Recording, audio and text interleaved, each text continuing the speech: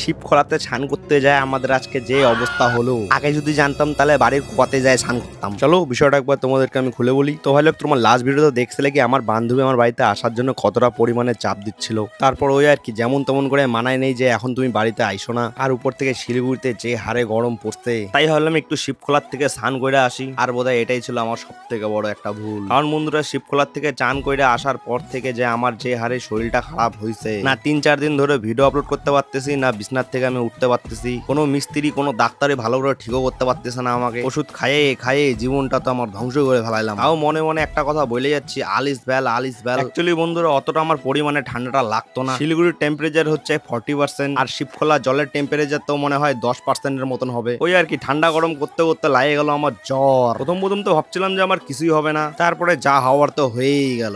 ওই এখন শিবখোলা যায় যা খরচা হইলো না হইলো, তার থেকে ডবল এখন ডাক্তারের পিছনে খরচা হচ্ছে। যাই হোক বন্ধুরা, এরপর থেকে মাথায় থাকবে ভিডিও যেন টাইম টু টাইম আপলোড হয়ে যায় আমার। আর বন্ধুরা তোমরা একটু সাবধানে থাকো। Tata and bye bye, be safe ভাই লোক।